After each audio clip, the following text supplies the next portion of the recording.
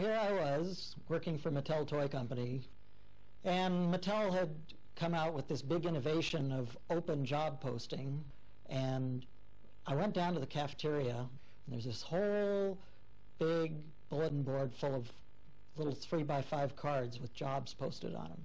First card I see, in the upper left-hand corner, says, Senior Systems Programmer, Design and Develop Handheld and Video Games. And I thought to myself, yeah? They're going to pay me to do this? When you're preparing an operating system, it's nice if you have a sense for how the operating system is going to be used. And there's a big chicken and egg issue in that once you create a feature in the operating system, yes, do you need it? It's like you want to have a game to test the operating system and have the sense that you're writing the right operating system for the game. And you want to have the operating system with the game there to know that you're meeting the needs of the game. So it kind of had to work on two things at once while there was still some flexibility. I mean, once I started to tell other people about executive features, and we had some other people and we were starting to bring them online, and then they'd say, okay, I'm using such and such a feature, and I said, what? I wanted to take that feature out because we had very limited real estate here. We had 4K for the executive program. And so it rapidly gets to the point where if something has to go in, then something else has to come out. And once other people say, well, I'm depending upon that being there, you can't take that feature out. Well, it's a messy and difficult process. And what it means is that you essentially get one pass to get the exec right, and then it's frozen. The part about Spacebar I was happiest with was the maneuver language that I wrote, which was a little tiny set of tables and a very, very, very compact piece of code that was very long because I had to write so many comments to explain what the heck it was doing because it was totally not obvious. But basically what it would do is it would set up the formation. So you'd have the ships flying in little barrel rolls or coming in from the side or coming in from the top and looping around like this or whatever maneuver they may do. And it would mirror them in back and forth and turn them upside down so they wouldn't look all the same every single time you tried to play the game. That was a real nice compact little piece of code, and it worked very effectively at getting some variety in the game. Now, I'm writing the track computer at the same time that he's doing these, that he's making all these motions that the ships are doing.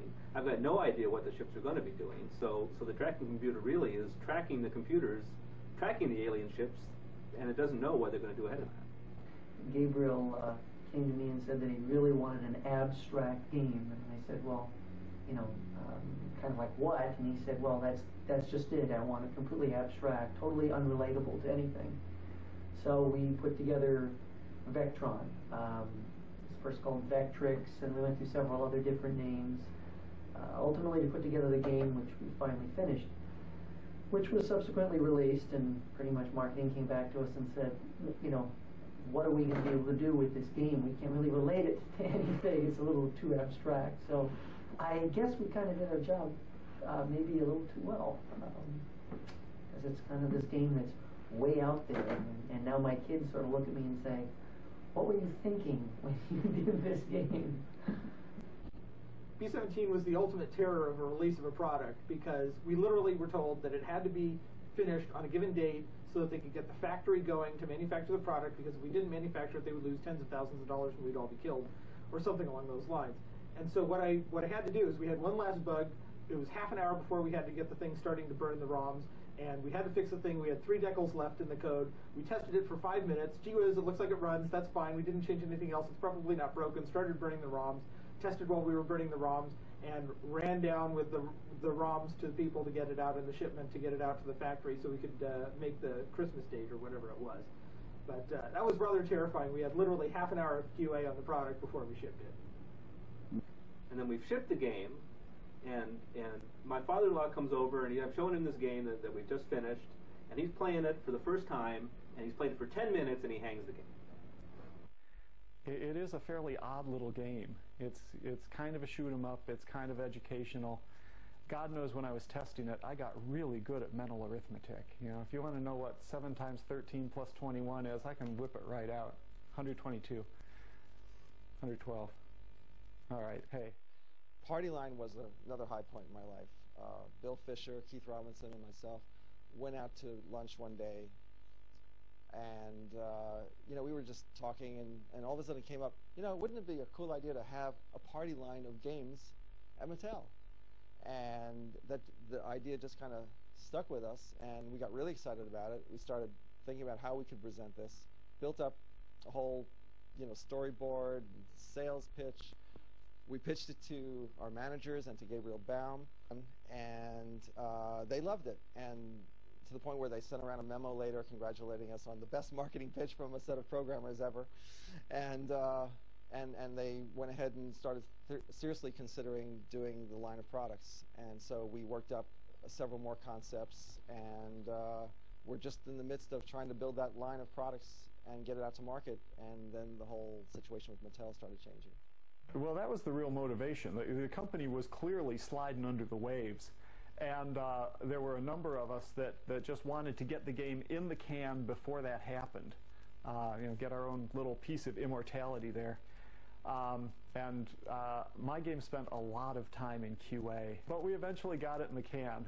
For Number Jumble, it was a little bit late, though. It was done, the packaging was done, the documentation was done, and then the last bomb hit.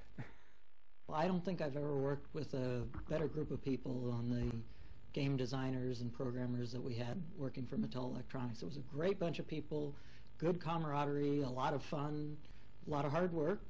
There were times when people were there late. There were many times that I pulled all-nighters, and I can remember one time when I had a long drive home, driving over to Steve Ettinger's house and sleeping on the floor there instead of going home and going back the next morning. It was an extraordinary group of people, that were in something very early on. They talk a lot about what sort of the younger staff members, and I manage a lot of younger staff members where I work now, that they're sort of on the vanguard of something. But compared to what we were in the vanguard of, it was a different group of people because we didn't have the luxury of growing up with computers. We came to computers as either young adults or adults. We came to computer games that way. We learned it all together. It was an unbelievable experience. And to look to see what everybody is still doing. I mean, we are still at the vanguard. Many of us at the vanguard of managing, in more sort of mature companies, that do this sort of thing. Or as the industry matured, a lot of us have been in either key roles, either as management or still as technical people or still as designers.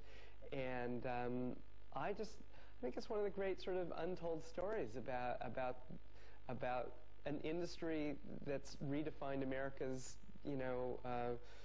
prosperity. I mean, people have moved into all kinds of different fields. I mean, I work right now in the financial field with computers, and I just think it's a great story, and it's just something I've been very proud. Of all the places that I've worked, it's one of the places I'm most proud about, and it's one of the groups of people, even though I'm not in touch with that many of them, I just love to get together and be around them. It's just something great about that.